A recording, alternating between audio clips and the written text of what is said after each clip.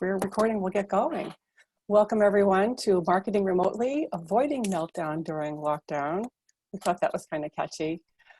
We'll just review quickly the Zoom meeting protocol. Everyone's done it long enough, and this has been 6 months now, so I think we kind of know, but if possible, please keep yourself muted unless you're speaking. And we obviously want you to speak because this is a round table. So probably best if you raise your hand, and then Kate or I can just signal to you to please speak or chime in. And if no one's speaking, then feel free to just jump in. I think that might work too. I don't want to be all like fanatic about the whole raising hand thing. But this is a round table. So what I'd love to do is go around and do like introductions. So obviously you know my name. I'm the marketing manager at Ascentech. And you have that option to put an icebreaker at the end. So my icebreaker is, who did I want to be when I was a kid? And I'm going to go with Dorothy Hamill because in 1976, she won the Olympic gold in Innsbruck. She was an ice skater, and she had the best hair. So that's me. And I'll pass it over to Kate, and then she can pass it to the next person. Hi, I'm Kate Murphy, the Director of Marketing at Goody Clancy, and I'm so thrilled to be joining Sandy with this group right now. And when she told me about her Dorothy Hamill dreams, I had to Google Dorothy Hamill, which led me to find out that the Dorothy Hamill did have extraordinary hair. It was like a ziggurat when she spun, for those who don't know. And what I wanted to be when I grew up was President of the United States. And frankly, would that have been so very bad? Not bad at all. All right, let's pass it over on my screen. I have Joy next. Joy, you are up. Cool. Good morning, everybody. I'm Joy, Marketing Coordinator at Beha Architects. And the icebreaker, oh geez. Maybe one was just like, I wanted to be a veterinarian because I loved animals. Me especially. So did Sandy. I did too, I was like, I like animals better than people. The homeless kitties in our neighborhood. We can't afford that. Can't do this. I'm like, oh, but I just want to love them all to death. So yeah, that was one thing. So Joy, I think I think Joy gets to call the next person, and so on and so on. Oh, let's do that. Let's do that. Okay. All right, next person. No, I see Marsha. Good morning, Marsha. Hey, good morning. Good morning, everybody. So my name's Marsha Miller. I'm Director of Client Relations and Corporate Marketing for Vanderwall Engineers. And when I was a kid, I wanted to be an astronaut. I was really like so excited about going up into space, and I loved everything astronomy. So, but here I am on the ground. So that's it. So should I pick someone now? Yes, go for it. How about Stephanie Salzman? All right, good morning. I'm Stephanie Salzman. I'm the marketing coordinator at Brunercott Architects. I think when I was little, I wanted to be the sixth Spice Girl. I think that was my dream. Love it. All right, and let's see. I see Elizabeth Zackos next. Okay, now I'm unmuted. I'm Elizabeth Zackos. I head up client development and business strategy at AW Architects, and related to Marsha's childhood dream, actually, I wanted to be an astronomer, did not want to go into space. I wanted to look at it from here. Wow. All right, and let's see, Maria Salvatierra. So yeah, I'm Maria Salvatierra from Wilson Butler Architects. You know, I have to be so many things, but I remember wanted to be a magician because one of my friends got this kind of kit with all these magic tricks, and I thought it was the most fascinating thing. So I remember that as, you know, I really wanted to, you know, be that. One of the many things I wanted to be, but I remember that one distinctly. You're a marketing wizard now. Oh, I thought you hated that. Yeah, that's right. And then I became a wizard at one point, yeah. For those that don't know, the Marketing and PR Network used to be the Marketing and PR Wizards at the BSA. So we've been demoted or promoted into reality. I'm not sure. We still have our powers. We're just hiding them. Oh, Maria, please select the next participant. Oh, you have to unmute. Sorry. You have to unmute. Oh, sorry, Bill Fleming. I was muted. It's funny. I know the group is Marketing Wizards, so it's always in my calendar as Marketing Wizards. So we're still wizards. I'm Bill Fleming. I'm an independent brand and business strategist. I work with a number of design firms throughout Boston. Some of my clients include STA, Bergmeyer, KMA, and what I wanted to be when I grew up, I wanted to be a master Lego builder, like the person that builds like the giant gorillas and Empire State Buildings. And when it's funny, when the Lego store opened up at Assembly Row, they had a public promotion on looking for master builders, and my mom called me up like, they're looking for one. So I'm like, no, I think I'm past that now. So finally, your dream come true. That's great. I am going to pass this along to Ellen TSN Koulos. Hi, my name is Ellen Tennyson-Koulos. I'm from Europe, as you may have guessed with my name. I work for Rule Studio Architects, a very small upscale residential architect firm. We are only with 8 people, and I work part-time as business manager, but I do the finance, the marketing, HR, everything. I have a marketing background. I studied marketing, and I'm a lawyer as well, so I try to combine those. And when I was young, my dad was a building contractor, and I wanted to build houses with him. Then I had a whole career in fast-moving consumer goods, and now I am in my 2nd career, and I'm working for an architect firm. I'm so happy. So, wow, where are you located? In Watertown. Yeah, I was actually a client. I was a client, Rule Walker, which was the previous firm of my boss, Will Rule. They were our architects of our house.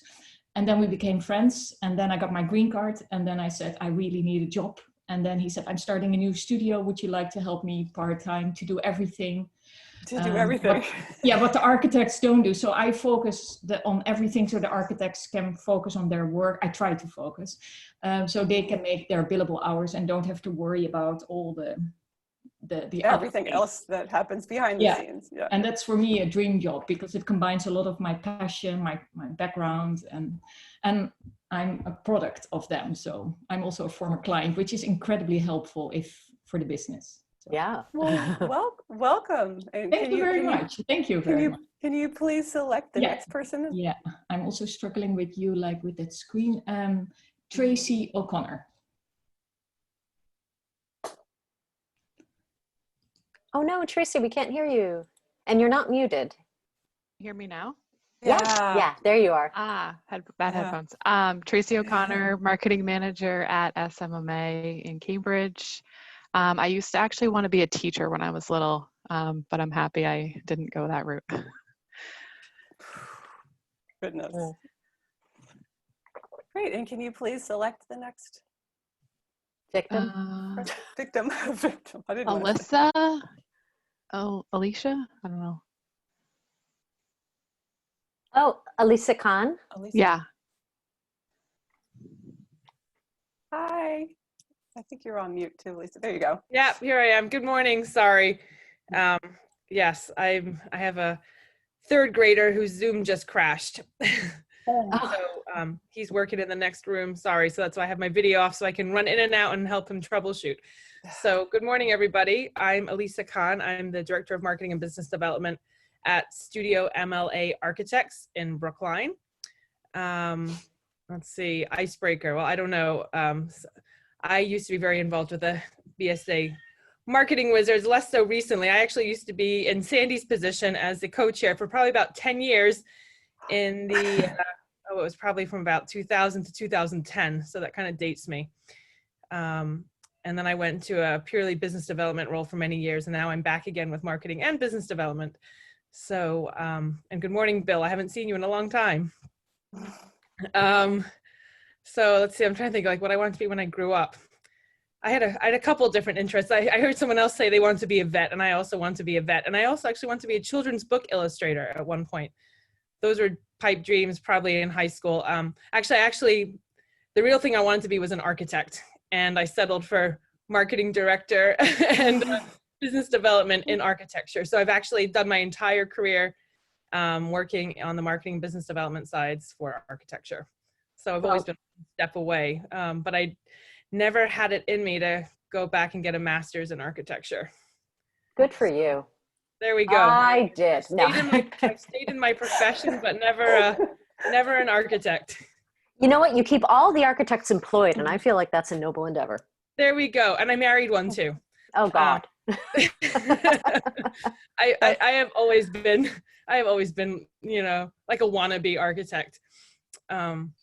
So there we go. That's great. That's great. So it's actually, I'm so glad this is on Zoom, because I tell you that 8:15s physically, which is probably 90% of the reason why you haven't seen me in multiple years. Anyway, more than you need to know, but I basically left when I had my child, and get mornings with a young school age or preschool age kid are really hard, as probably many of you know.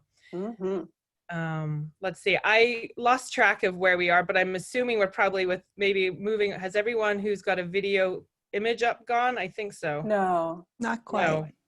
Let me see here. We haven't heard from B Hunter yet, right? We have not. I see B. Hunter. Thank you, everybody. I'm going to mute now. Thank you. Good morning, everybody.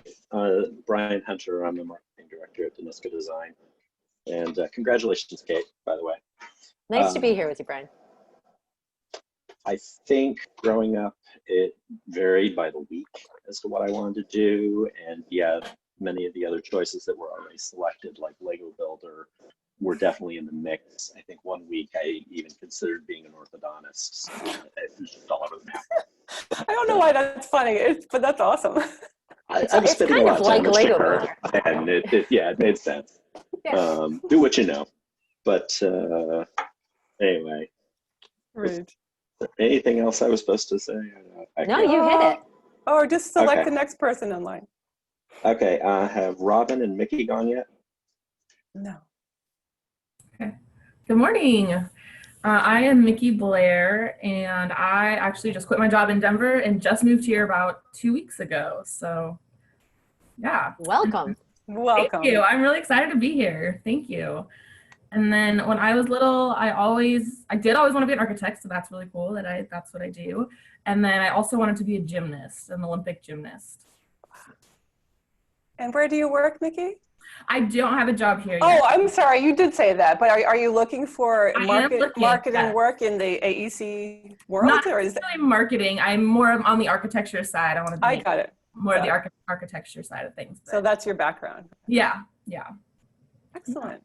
We're both on screen because we're roommates. Yeah. Oh, this is fun. This is a new thing.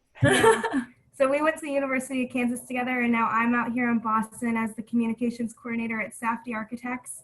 And when I was younger, I really wanted to be a performer. I wanted to do the singing, the dancing, but most specifically, I wanted to be in movies. Wow. Brilliant. All right. If you could select someone. Laura? Yeah, Laura, have you gone? I have not. I had the pleasure of meeting Mickey last week, so Yeah. I figured I might be the next victim. Hi, I'm Laura Rushfeld. Oh, there's some softy connection, but this was actually through the BSA, so very good. 7 degrees of separation. I'm infiltrating your group. I'm not in marketing. I'm an architect at CBT Architects. And like several people said, they were marketing professionals with architecture interest. I'm a architect who pretends to sometimes be in marketing. I'm involved a little bit in the BD side, so I'm just here tagging along. And when I was little, I also wanted to be a veterinarian, Joy, until I realized I faint at the sight of blood. So that probably wasn't going to work. Wise choice. That's brilliant. Oh, sorry, Laura, can you select? Yes. I think Has Taylor Paul gone yet? Paul? No, and Paul hasn't gone yet. No, I haven't. Thanks, Laura. And good morning, everyone. Morning. So I am the marketing and business development manager for Ilana Construction Consultants, and guess when I was younger, I think I wanted to be a professional snowboarder, like freestyle snowboarder. So Are you good? Are you good at snowboarding now? I'm pretty good. I'm okay. That's a yes. That's a definite yes. Yeah. Good for you. It didn't work out though. That's great. Yeah, if you could select the next person, I think we still have several. So I select.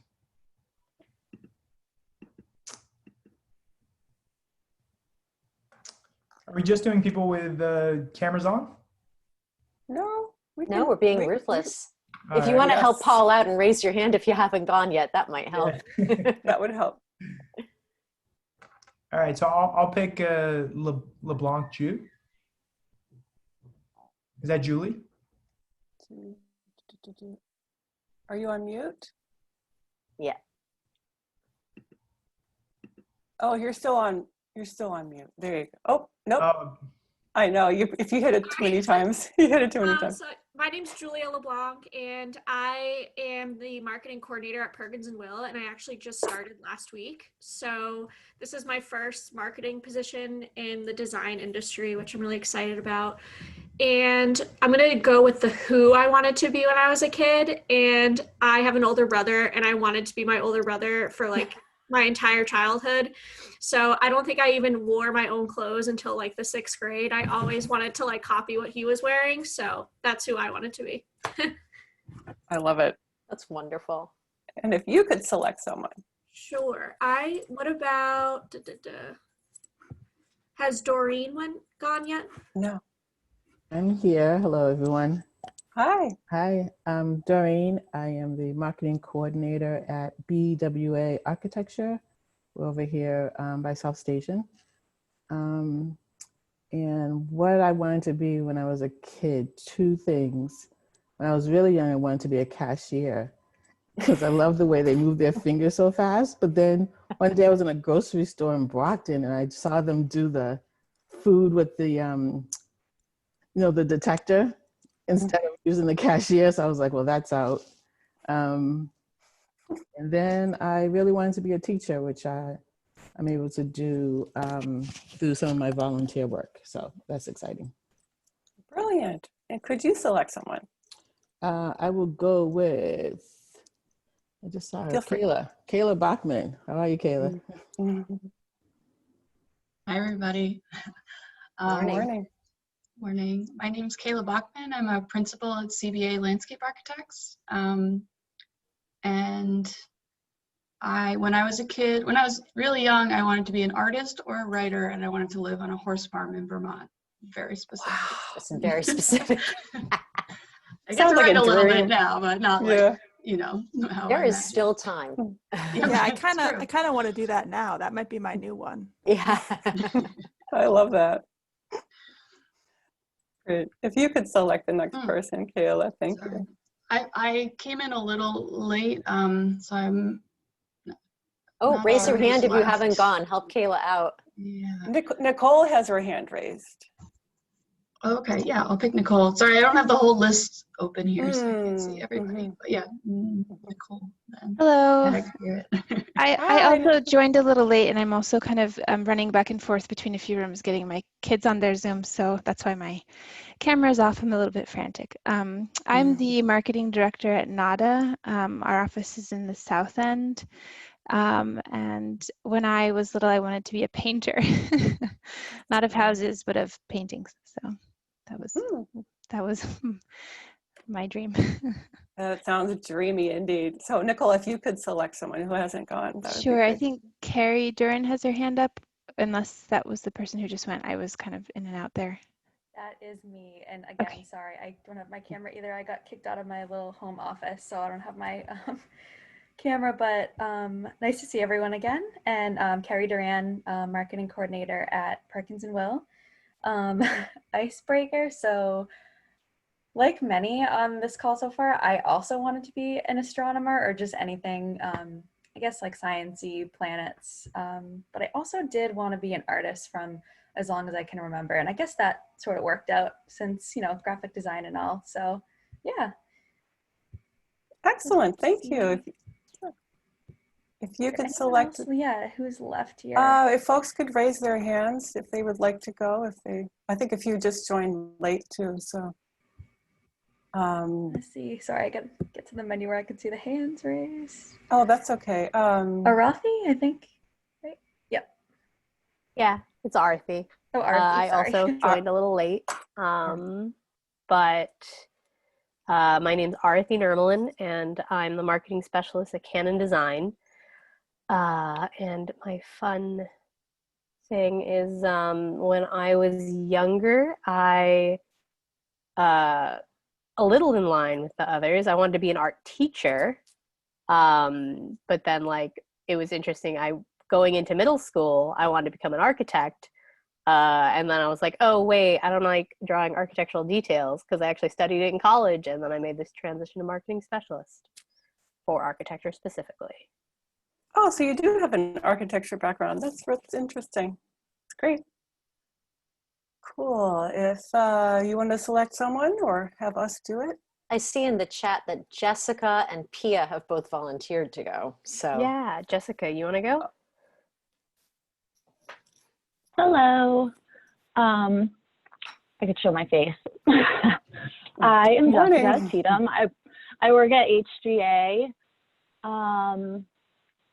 When I was little, I wanted to be a marine biologist, actually. Turns out I wasn't very good at science, so that dream died. Wow. But still love the ocean. Yep. Nice to see everyone. That's great. Pia, did you want to go next? Sure, I can go. I'm Pia Cardinale at IBI Placemaking, the marketing lead. And I've actually been on maternity leave and came back earlier this month. Congratulations. Oh, congrats. So I have a little baby boy. So I'm sort of out of the loop of working from home because I worked from home until mid-April, and then I wasn't working at all until September 1st. So I'm sort of, you are really back. Yeah, so I'm just kind of figuring it all out again. That's great. Well wow. timed. Yeah. Oh, wow. Sorry, I'm a little late. I had to drop them off at daycare and then loop on back. When I was little, I wanted to be some type of a scientist. So I could be a doctor, but I didn't really know what kind. And I just wanted to be happy. I said, I just want to be happy, whatever I'm doing. That's a very mature position for a small child. Yeah. That's excellent. That was it. I think Joe Altman, I don't think you've gone yet. Morning. Hi, I'm Joe Altman. I'm a senior marketing specialist at Halverson Tie and Bond. And I guess my childhood dream was I wanted to be an archaeologist. So that's a first. Is that related to the image behind you? That's interesting. Oh, that is my adopted skull Wenzel. He's the Leader Museum in Philadelphia was running a campaign to restore their Hurdle collection of skulls. And so they asked everyone to adopt a skull. So by getting a photo and getting a certificate, he's still at the museum, obviously. But yeah, I paid to restore 100-year-old skulls that had been on display at this medical museum for, centuries. Wow. That's amazing. Very cool. So yeah, we end up going to, I've done some archaeology with the City of Boston archaeologist because he has a volunteer program. So yeah, no, I've gotten to dig under Paul Revere's house. That's been kind of exciting. Wow. That's brilliant. Oh, I see we have a new participant, J.R. Johnson. Yeah, hey, good sorry, morning. my internet has been out, so sorry about that. But would you like to go and introduce yourself? And you have the option of, I missed the screen here, of saying what you were interested in being or doing as a child. A child. Oh, okay. A chemist, actually, as a child. My name is J.R. Johnson Ware. I'm with Ann Beha Architects, and I see Joy showed up, and when I didn't, so that's great. So you can fill me in. And Joy's been representing. She's been here. That's great. Yeah.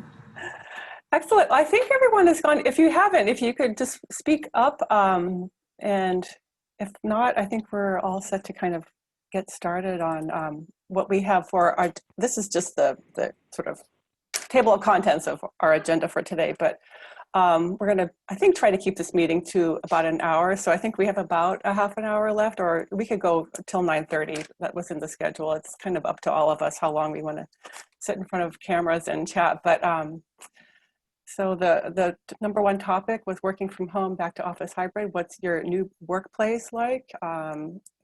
You can just read what's on the screen. We don't have to actually talk about it, but this is kind of the setup. So I will stop talking. Before we jump into the next topic, sorry, Sandy, I want to thank everybody. The extended introductions can sometimes feel really long. It's just so wonderful to see everybody again at the start of a new year and to spend a little bit of extra time, sharing each other's childhood dreams and getting to know each other and reacquaint ourselves with some old and new faces. So I really appreciate everybody hanging in there and taking the time and sharing a little bit this morning. Thank you. All right. Now we can get on with the. Okay. And I don't want to be the one talking. So if people want to either raise hands or just jump in and let us know how things are going for you. Yeah, I think the first topic is a question about, what's happened. So it's been 6 or 7 months, and over the course of that time, a lot of things have changed. Some people have gone from working from home to going to a hybrid setup, and some people are completely back in the office. We just like to sort of see where people are at and what they're experiencing. Maybe one question is, if you are at home, are you anticipating a shift to back to office sometime soon? If you've been back in the office, how has that been working? Do you miss your desk at home?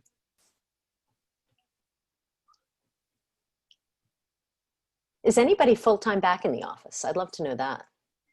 No, I am not. I have been 4 times in the past 6 months. I miss being in the office, but we found that we are very productive and it's very effective working from home. So we don't have any problems.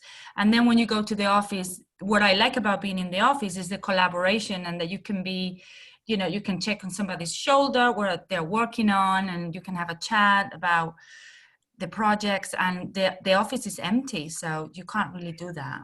Mm-hmm. That's tough. I see that Doreen had her hand up. Yeah, we've started off, we still are, every other week we have a Mickey team and a Daffy team. And when we first came back in July, I said, I'll come in for both weeks just to, be the go-to person. And then I got really anxious about things really quickly. So I did the every other week for a while. But now I'm back in the office, mainly full-time, only because I feel like I can get more done here than at home. I don't like the office in my personal space. So I do like being back in the office, although the commuter rail can be a little, promote a little bit of anxiety, but when those things happen, I usually just get a zip car and go back and forth, so. Understandable. I see that Arathi had her hand up. Yes. So my office has been after so I think around midsummer they were saying if people wanted to come back to the office they could. So it's completely optional. And I think some of our other offices in other cities have started saying, okay, people can start coming in on different days, and they're assigning people days to come in. But our office is, we were completely open office. We were a small office, but it was okay because we were open, but that doesn't work during pandemic. So we just can't fit even half of our normal amount of people as we would. So it's completely optional, and almost everyone has not come in. I think there's a couple exceptions, and I am actually one of them, but I'm only coming in once a week, and I have alternative reasons because I actually am going to physical therapy, which is around the corner from the office. So there has been a couple people, and I've come in to print stuff once in a while because some clients still want that, but it's really very deserted. Yeah. With your physical therapy. Does anyone else want to chime in? I don't see any other hands raised. Our office is pretty. Oh, if there's someone that raised their hand, I'll let them No, go. no, please go. So, Our office is kind of similar. We're just 8 people and the space is not that big and it's kind of open format. So the max, I think our office is in Cambridge, and I think unless they've changed the regulations, we're only allowed to have half capacity. So we're kind of like, if you need to go in and print stuff and work a couple hours, you can, but really it's mostly been me and one of my partners who have been using the office. She's been there more often than me, but I'm kind of in the same situation. I go in maybe once a week, twice a week to sort of get a little change of pace, but most of our staff is kind of staying at home. And actually a lot of our staff we have one person that like relocated to her parents' house because she was living with roommates, and I don't know what the situation is, but she kind of decamped to Long Island. So, and then 2 other people live a little further away anyway. So unless they have to, they're not gonna really come to the office. Laura, you had your hand raised as well. Yeah. So I'm from a bigger office, as people probably know. CBT has about 200 people. We have had 1 person in our office since March. We have had our office manager holding down the fort, trying to keep our plants alive. And we are not going back anytime soon. Actually, our office is gutted right now. They're doing a complete replacement of the HVAC systems, and we have all lost the ability to have individual desks. We will now be coming in as teams as needed basis starting at the beginning of the year, and we'll have lockers to keep our personal items so that desks will actually sit vacant between uses and they can clean them better, and kind of creating this whole new protocol of when and how we're actually going to come in. Wow. Because we've discovered that people love working from home and people want to come in for that collaboration and like the, meeting up and sharing ideas and generating design, but they don't really want to just come in and sit and work at their desks. So there's been a whole team that's been really thinking about what that means and what that means for our spaces and what that means for our schedules. And we're redoing all the conference rooms so that we'll have touchless, like remote capabilities to kind of like throw stuff from our laptops up onto screens and sketch together on our own systems. And it's really been a comprehensive effort, but it has meant that no one's been in the office basically since March, beyond just, IT transfers and that kind of stuff. So it was really sudden. I think it was really hard for people at the beginning, the transition, but I feel like our office at least has been doing a really good job with the communication, which has made a huge difference, and really taken the opportunity to kind of improve how our teams collaborate. So that's really it's been good. And hopefully it'll continue to be good. But we've also tried to be really sensitive that for people with roommates or living alone, it's a lot harder than for people with families or people that, have a little more space. So they're trying to come up with what our protocol is going to be as we come back. And some people want to be in the office a lot more, and other people want to be in the office less. Some people can't be, for safety or health or pre-existing conditions, and how to make sure that everyone feels like they're can be involved. If 3 people are in the room and 2 people are on Zoom, what's that going to mean? That's a lot harder than when all 5 people are on Zoom. So still a lot to figure out. It is a lot. I was going to say, did you guys end up testing a bunch of different software or stuff to figure out what kind of works best for collaborating? Yeah, they had like a beta group that tested 5 or 6 different platforms. And I don't actually know what all the hardware selections are yet. I've only been kind of tangentially involved, but they ended up for the online collaboration going with Miro, Miro, which I think a lot of people I've heard through other BSA groups, that's become a pretty popular one. They have a free platform and a paid platform, I believe, but it like creates a shared kind of whiteboard. You can put images and, notes and kind of use it as a virtual pinup collaboration space. So we're deploying that through all of our teams, and it actually has a Microsoft Teams plugin too, which is great.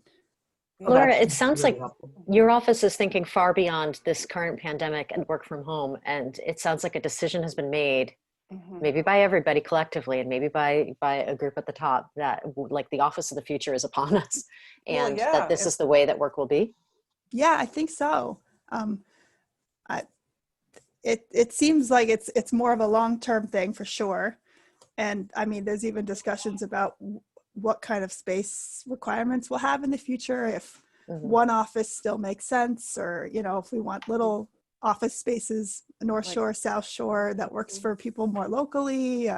You know, like those are all satellites, discussions that are happening, but Well, and I was gonna not say, to it's get too easy much see into their the details. workplace design too, right? So this kind of is right up in their area of expertise. Right. Yeah, it's almost like we're doing it for ourselves first to learn how to You get do to it be your right. own guinea pigs while you Right. beta test what works well. Yeah, for sure. Could be very interesting. Like I went to Wisconsin. Kate Murphy knows this. I went to Wisconsin for 2.5 months and just worked there at my family's cabin on a lake. Made us all jealous No with your problem. backdrop. Yes. Yeah, I had the Zoom backdrop that looked like, you know, the fake plug-in one. But it was seamless. It was amazing. Just completely amazing. I'm curious. We don't have a poll open or anything, but if people want to raise their hands either physically or in the whatever in your reactions, I'm curious to know whether anybody else's office is thinking beyond pandemic to the office of the future. I'll call it. Yeah. I can send y'all the link that we wrote about it. Oh, sure. I'll find it. I'll put it in the chat. Give me a minute. I didn't write it. That would be good. Well, maybe we go on to the next topic because we'll be here. And we were talking a minute ago about software and Teams and staying connected. So do folks use Slack, GoToMeeting? Obviously, we're all using Zoom, Teams. I mean, I think there are pros and cons to each and every one of these. Anybody want to go? I was going to say, has anyone else had the challenge of conversations being in all these different platforms and you've got to try to remember? Has anybody not had that challenge? Raise your hand if you haven't. It's like text message? Was it in Teams? Was it an email? God, I don't remember. Yeah, or the login problems, or like, where's the menu for this? And it's just like when you're at the checkout and the little checkout machines are all different in every store. And like, do I swipe? Do I tap? Do I poke it? Well, and so this is a really interesting internal communication issue that marketing teams have a particular opportunity to help their firms solve. Has anybody been working on a solution?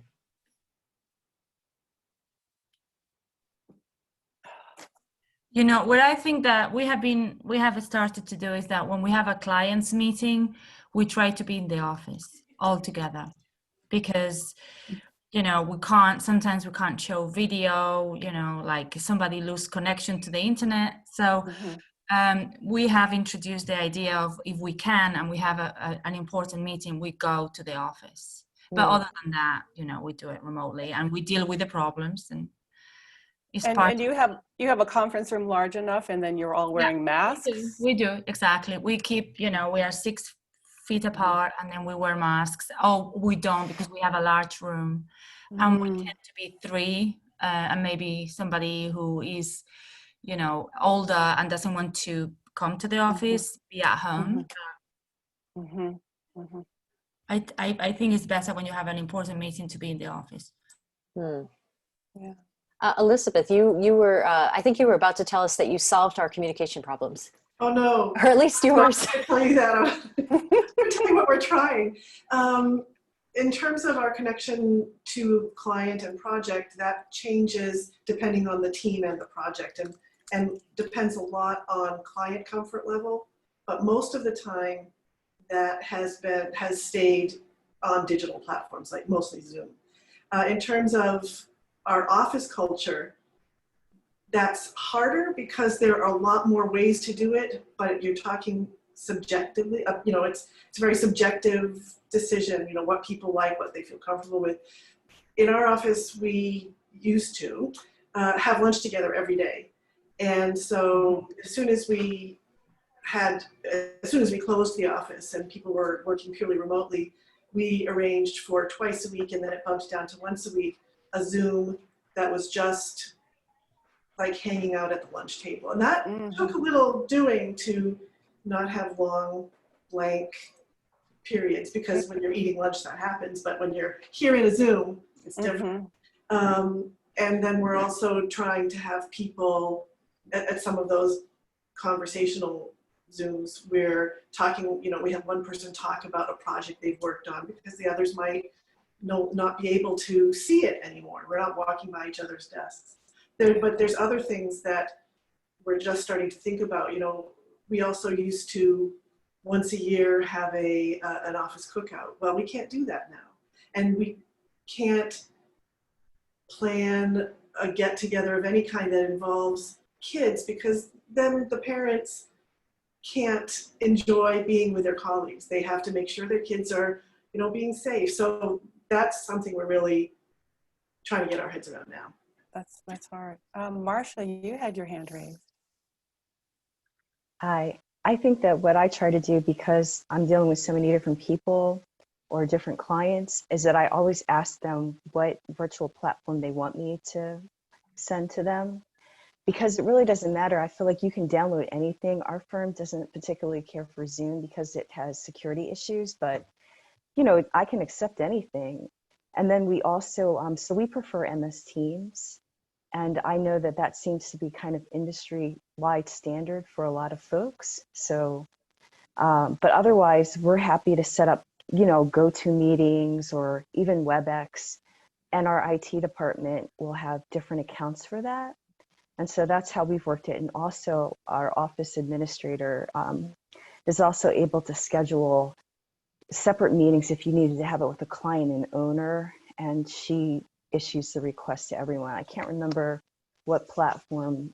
I think that's the GoToMeeting. She specifically will sign up anyone who needs to do that. So I think that's worked well. And that way, if you ask somebody their preference and let them tell you, then, you know, there shouldn't be issues when you guys connect. So. It's nice to have that flexibility. Excellent. Anyone else, or should we continue on? I wanted to kind of echo what Elizabeth was saying, kind of beyond the technical aspect of, like, you know, getting together, staying connected within our teams. We sort of did, I mean, we never really ate lunch together in the office, but at the beginning we were like, all right, well, how can we get, you know, people to sort of stay in touch on a more casual basis? And we had sort of scheduled lunches that were optional, and or like sort of coffee hours where we'd say, oh, let's kind of sit and chat for 15 minutes or half an hour on a Zoom call. And then that started getting almost a little stale. I mean, we have like a weekly staff meeting that everyone goes to, but we started adding sort of another, like every other week we'll do either sort of a show and tell a little bit. Like you said, we're not, you know, you don't see other projects a lot of the times because our teams are pretty small. We maybe have 2 or 3 people working on each project. And so if you're not working on it, you don't know what's going on. Kind of do a little, almost a charrette, like if there's questions that problems we're trying to solve, questions people have, we'll kind of go through that. And we also saw that as an opportunity to get staff talking a little bit more, because a lot of times a staff meeting, it's like just the principals are talking the whole time, and you know, there's not really much engagement. So we said, all right, well, like why don't you talk about this project that you've been working on? And it sort of mixes it up a little bit and helps people hopefully work on presenting skills and things like that. I like that. Yeah. Great. What do you think, Kate? Should we move? Yeah, let's move. It's all related. We could come back to it. I know, we could jump back. This is, I think, this one is dear to Kate's heart, so you can speak to this with this slide. Right, I'm not suggesting anybody stay prod. Something happens there. We're coining a new hashtag, stay prod. We are experimenting with different solutions to the question of deadline tracking and productivity in our marketing department. And our marketing manager, Brenda, has been doing a phenomenal job of adopting Teams, and that's Microsoft Teams and Microsoft Planner. And through the planner, assigning specific tasks to specific people and keeping us all on track. But it's a challenge to adopt new technologies to do this work. We used to have a big whiteboard and everybody would just mark on marker, and everybody who came through marketing would peer at the whiteboard, and that's how everybody knew what was going on in marketing. And that's just marketing. You know, there's another challenge with office-wide calendars and sharing information about what's coming up in the next month or 2 or 3 with the whole office. So I would love to know if anybody has, you know, solutions that they've discovered for online calendars or other tools that have helped their teams or their broader firms keep track of upcoming deadlines and events and opportunities. Arati has her hand up. Hi.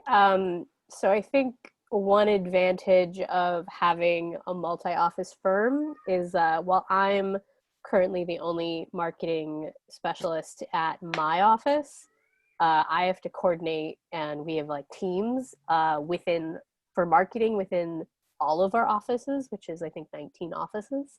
So even pre-pandemic, and something that I really like about our firm is that I have a marketing group of like 10 people who are like in my region, and we have like 3 regions.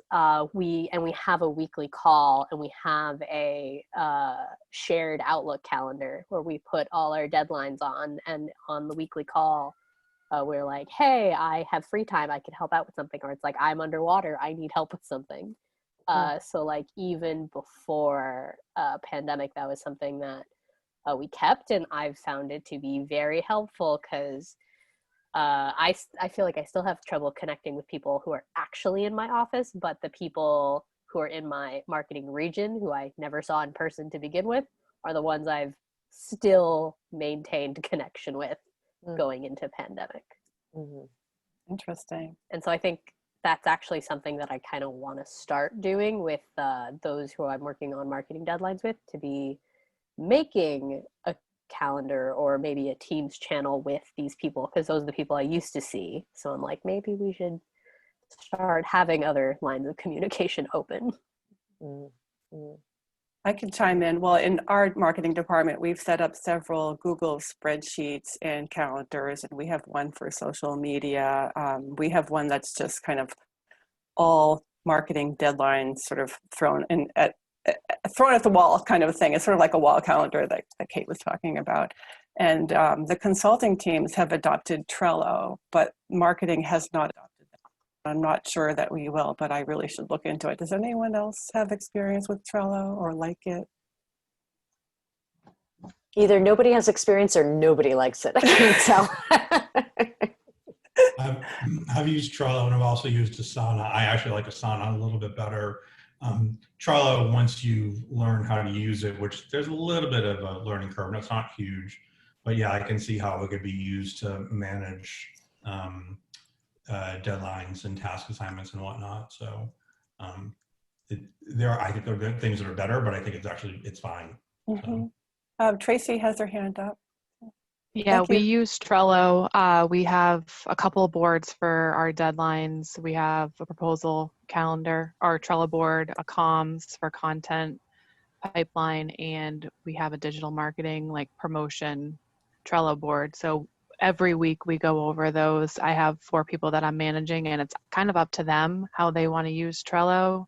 I look at it occasionally, but it's for them managing their tasks. And as long as tasks are getting moved down the board, I can see that process. So it can be up to the individual. And then we also have Office 365 group calendar that we put all of our deadlines. It's color coded, so we know what's going on. And then every month we send out to senior staff everything that's been submitted for a proposal, any content that's been created, and any content that's coming up, so they all know what's coming down the pipeline. Excellent, thank you. Any other takers? Are we going to continue on? Oh, Amy had a thought to share. Thank you. Hi. Okay, so I work with Wise Construction, so not an architecture firm, but Laura, you had brought up Miro earlier, and I'm curious how you guys use that, because I immediately went on and was checking that out. I know on our side, especially for the proposals, we're a fairly small firm just in Boston, not small, we're mid-sized, but just in Boston. So it's me and one other woman in marketing. So on the marketing side, I have no problem, but as far as getting deliverables from project execs, project managers, all the technical information, and that seems like it could work just looking at it briefly. So yeah, I was just curious about your experience. I'm more using it from the actual design side because I'm a fake marketer. But different groups are using it in different ways. So there's some groups that are doing design research that are literally using it to just paste ideas in, you know, out of Pinterest, sketches, you know, what if we did a 3-season porch here that can close to the exterior or close to the interior or both, you know, just like really design ideas. And then I've seen it used another way where they have all the projects as little sticky notes, and the sticky notes are colored based on, you know, active proposal, interview, SD, what on pause, you know, just all different project phases. And then underneath each one, they have people's names. So it's like a staffing master board that they just, all of the principals get on and kind of figure out who's light, who's heavy, how they can move around, who's working on what projects, and kind of use that as a quick and nimble way to have the discussion that then gets transferred into a more formalized staffing software like Deltec or something. But it's like, that's too heavy to have that quick high level discussion. So this way they can all see it visually, they can pop in if they missed the meeting and add their thoughts later. And then that can all get kind of codified into a different platform. Okay, cool. So that's two examples. I'm sure there's a bunch more. No, I like it. And I like that there's like a creative aspect to it too, that you can put sort of images and stuff if we're trying to do like a bigger proposal or something. So thank you. Yeah. I have a question that kind of straddles this and the prior topic, and then we can move on, Sandy, I promise. And that is the tools that we're using, which currently include Teams chat, Teams channels, email, God, where else are we? I feel like there's like 4 or 5 different places where I send messages right now. Slack. They're all Slack. Oh, and the intranet, which is something that we're about to launch in October in our office. These are all communications channels that are supposed to increase productivity, and sometimes do. But there's a lot of confusion in our office about which ones to use for what. And this is an internal communication issue that our digital teams group has started to tackle. And they need some input. So I'm wondering if anybody has solved this with a great chart that says you use email for this, you post to the intranet for this, and you know, chat in Teams for this, and you post to Teams channels this way. Does anybody have that? The Rosetta Stone of internal communication. No, but I remember it being a huge discussion at my former office because of the legal requirements of like project documentation. Yes. This might be more on the actual project side than the marketing or internal ops side. But anything that was, you know, a part of the project record, a decision that was actually made, had to be saved for legal purposes. So a lot of clients wanted to communicate exclusively via WhatsApp. And that was a huge issue because it's all encrypted and like, how do you keep a record? So we had to get like third-party softwares to like download entire chat histories with clients and like save them into the project record. Right. And it was similar with Slack and some of those other platforms that anything that was discussed in Slack or Teams or whatever that was more kind of nebulous and just disappeared. If it was a part of a decision that had to do with the project record, you were supposed to then copy that and send an email like as discussed, just like you would with a phone call. Right. Because if you don't capture it, it's gone. Poof. Yeah. Good point. I think we're all still making it up as we go along, basically, Kate. If anybody is interested in continuing that conversation, we're on the verge of creating such a, it's not a decoder ring, but you know, a key to what to use for what. And I'd love to talk about it and share it as it develops. Okay. We're on to strategies for business development networking. I'm actually right here. This was a Saturday night. There was a gala fundraising event for the Design Museum of Boston, and I'm holding up my wine glass. So I can't say I was at that, just not in that screenshot. Oh yeah, wasn't that fun? I think yes, Joe. I did see your name there. I saw names of a couple of folks that I knew. It was a fun time. I was on it too, and I had already finished my glass of bourbon, so it would have been fast. Yeah, That's funny. Yeah, we're moving in the same Zoom circles, Bill. That's great. And which one of these golfers is you, Sandy? I can't tell. Oh, I don't even go there. Yeah. Anybody want to kick off a strategy or two? Networking, but this week I'm actually dealing with photography. We're going out with an architectural photographer to get one of our projects because we have this very small window to get it while it looks nice, while we still have access to the property. So yeah, it's going to be interesting. We're bringing in a couple staff from home to come in, sit with their housemates so that they don't have to wear masks, but can be distanced. So Good idea. kind of turning into like it's our first in-person gathering since this all happened. But for the small number of us that are going to be part of this shoot. That So sounds it'll be kind interesting. of We had fun. a lot of discussion about what do we do about headshots this year and what do we do with all of this, and you know, this is our first foray into, we really had to just pull the trigger and say, yes, we're going to photograph these 2 projects this month and do it, or we're not going to have a chance. Yeah, good for you. Yeah. Has anybody been doing masked up beady trips or anything like that? I know some groups have gone golfing within my network. I have not been one of the participants, but that seems to still be happening. And I've had a couple of socially distant coffees. We had a principal that had a meeting with clients and recommended, you know, I forget the name of the hotel, the one that's on top of North Station that just opened, part of that new hub, whatever it's called. The hub on Apparently Causeway, they have yeah. this huge roof terrace there on like the 7th floor, but the hotel is empty because no one's traveling there. So they're letting people go up and use the big outdoor terrace. So if you need a place downtown to meet with clients, that's apparently a good spot. A nice view, probably. You can like be distant and yeah. Centrally And any located. of the offices that have those kinds of spaces are great right now. Yeah. We had an in-person interview as well. What? Oh, you did? We did, yeah. They had a big room and they spaced people apart around this huge table, and everyone stood presenting 6 feet apart with masks on, and that was that. That's not awkward. Wow. I wasn't there, so I don't know the details, but yeah. I guess Presenting, clients have a range of expectations at this point. Indeed. I can't imagine presenting with a mask on. We've been doing some virtual meet and greets. I imagine other folks have been doing that as well. You send along a PDF, you sort of share your screen and walk people through things, and then chat in person. Well, in person, face to face, you know what I mean.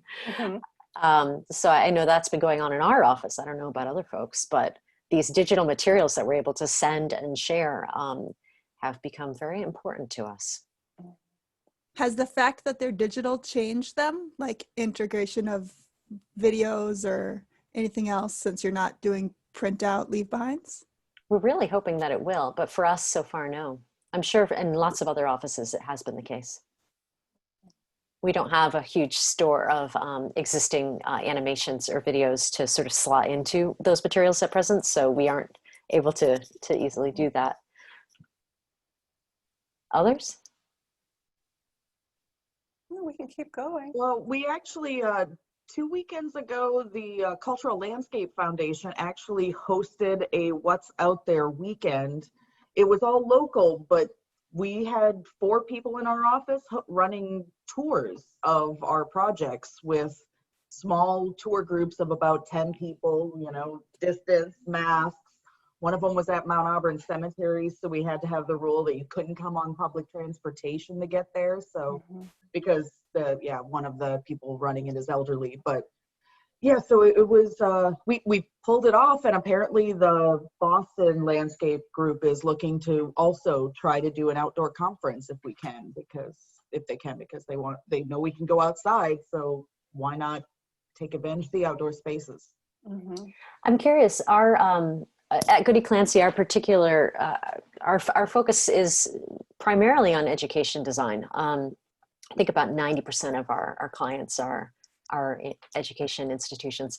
And so for a while there, it felt like we needed to hit the brakes hard on business development and outreach, because it just felt entirely inappropriate to be reaching out to universities who had much bigger issues on their front burners about, hiring us as their next architect. But I feel as though we've let up on those brakes over the last, couple of months. And I'd love to know if that's true for everybody else as well. Kate, I'd like to jump in. Or is anyone else jumping in? No, go Go, jump. No, I'm curious because that was going to be my question, is like for the traditional BD as opposed to like the big networking sessions, that's one of the things, Studio MLA, we're in Brookline and we do a lot of college university work too, and independent schools. One of our biggest sweet spots is early education and childcare, and that has just been really busy. I mean, that is a huge piece of our society, and it's been keeping us, it always keeps us busy, but even more so now. But it's interesting you asked about sort of like those traditional sort of BD client one-on-ones and outreach. And I'm curious for those who are doing business development like I am in the room, I sort of felt the same way. That's why I think more of my marketing hat stayed on more during the last 6 months, less of the BD, and I'm usually 100% BD. But, helping out with proposals and other things that I typically wouldn't get as involved with, just because sensitivity to clients, it just seems like it was not the time for business development. Everybody is just struggling to stay afloat, figuring out new ways to do things, and being that person checking in. So, most of the stuff I did was, checking in, keeping in touch, tried to do Zoom coffees with people. But even then, like the college university clients, like you said, Kate, really have way other priorities. And even catching up with folks who have been friends of mine for 15 years, 20 years on the higher ed side, I even couldn't get like a half hour catch up with them. They were just overwhelmed. So I'm wondering if other people, now are seeing us come out of the tunnel, so to speak. But I still think you have to tread lightly. I think it's possible. What's that? Oh, I was going to say, I've been trying to advise our team because our engineers work Halverson was acquired in January, for those that don't know that background. So now we have an environmental side, engineering side, and they've been doing emergency response for years. They've been coming into their schools lately to help with air quality, water quality, all of that stuff. So we've been trying to figure out that, like, tread lightly into recognizing that, especially now in September, the school's trying to figure out how to bring their kids back when they can and how to do it safely. And right now, the best way to do that is outdoor spaces. So I know we're working on a project with some architects through the MSBA, and they're currently in a renovation. This isn't us that did this. This was the school itself, but they took pieces of lumber from the renovation, made their own picnic tables, and now the students are out there having lunch together. So we're trying to kind of connect our clients with other clients that are solving these more tactical problems. It's not quite BD, but it's connecting the dots for people. So it's still connecting us. I don't know. That reminds me, I think it's Sasaki and a couple of other larger firms in the area. I've been watching them with interest because they've been hosting events where they're gathering together client groups, 3 or 4 different clients with similar concerns, and then having a round table with them, moderated by somebody at their firm.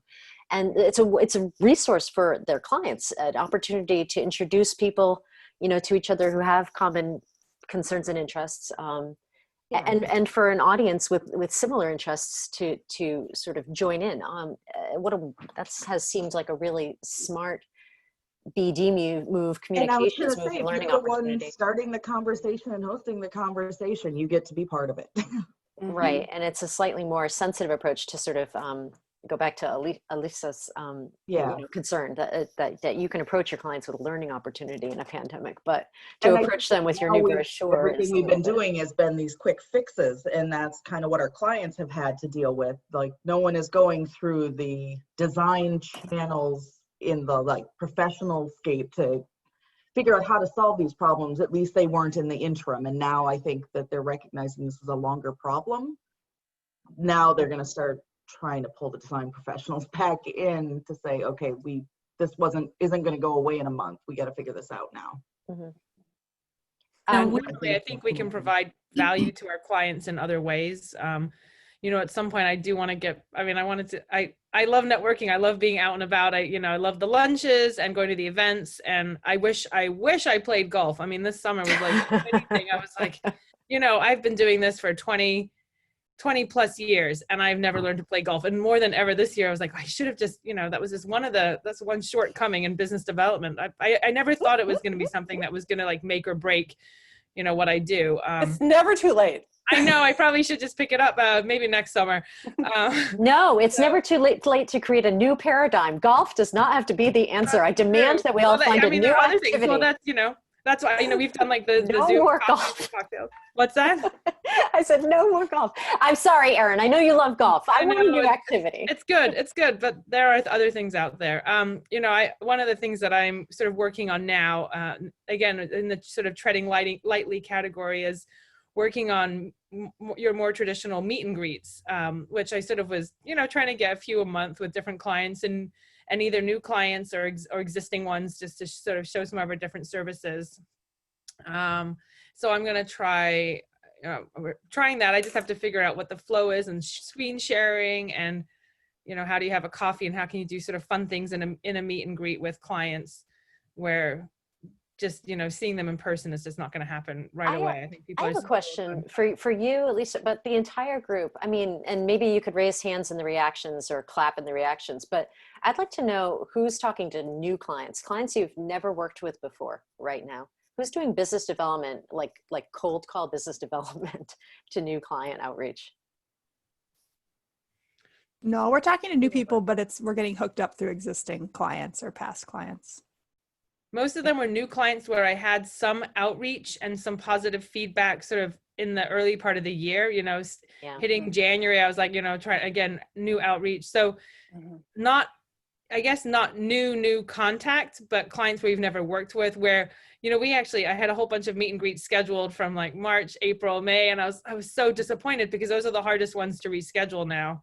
You sort of become low priority all of a sudden. Marcia and Maria, I think you both had your thumbs up or hands clapping. Yeah, I just want to say that we are really focusing on core audience because we think that, like the traditional marketing statement, a new client costs 5 times more than a traditional client. They really welcome our emails, and we are trying to help them find solutions to the problems. As you know, Wilson Butler Architects and Marcia obviously will feel the same about the situation. We do perform in our centers and theaters, and we work with the cruise industry. So you can only imagine what we are going through. So we are trying to, our business development now is helping our core audience reopen their theaters. So we have all this initiative called Staging a Comeback. And I think, Sandy, you know about this, where we do create solutions for them for free. We are not charging, with the aim to be upfront and center when they reopen. And we understand that eventually they will go through renovations. But in terms of new clients, we are doing the same. We are sharing all these resources, and it's like an icebreaker. We don't say we want your work, but we are saying we are here to help you. Mm-hmm. A resource, yeah. Yeah, so that is the way in, and we mean it sincerely. We want to help them. Yeah. Obviously, as a marketing person, I want the business too, but we feel that we are in this together, and that we need to find a solution collectively. And we have the solutions, but we want to know what they need also. So that's how we are starting the conversation with new clients. Great. I think we should take Marcia if she wants to speak and then go on to the next topic because it's almost 9:30. Yeah, so just really quick, we're also targeting new clients, but it's just because Vanderwall is an MEP engineering firm, and we've done a lot of studies with the HVAC systems. So we have put together information regarding that in a really detailed marketing way that we can present to other clients. And I just like to Maria's point, it's like, we're genuinely sharing information that we feel is valuable and it's useful for everyone. And I guess, in targeting new clients, so it's just because I'm just doing cold calls, and it's just doing the research about them and just finding what are those synergies between our firm and theirs to capture their attention, not come off like salesy, and just make them want to be like, oh, let me reach out to, Vanderwall and find out if this could work, because I feel like people are more amenable and wanting to find ways to work together because we all want business. We want to keep on generating revenue. So thank you. Exactly. Yeah. Okay. I think we're almost out of time, but this is just the last slide, actually. How's everyone coping? It looks like you're all coping and you're all doing well. And personally, I practice yoga and I go on YouTube and I do little dance routines and I listen to music and I play with my cats and I've been out walking and riding my bike and just it's been helpful, but it's, I'd love to hear what other folks have.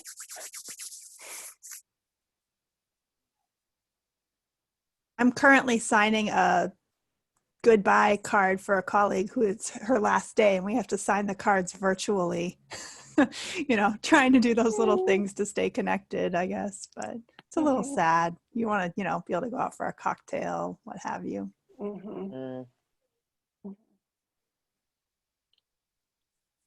Yeah, I've been staying sane by keeping up with political news.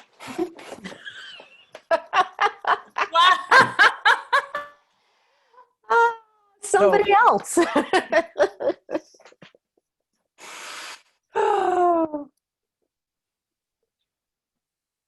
One thing I've been doing, so I'm independent, and so army of one, but since so many people are working remotely from home, I actually have virtual work buddies that we've been on Zoom, play music on Spotify, somebody gets to be the DJ for the day.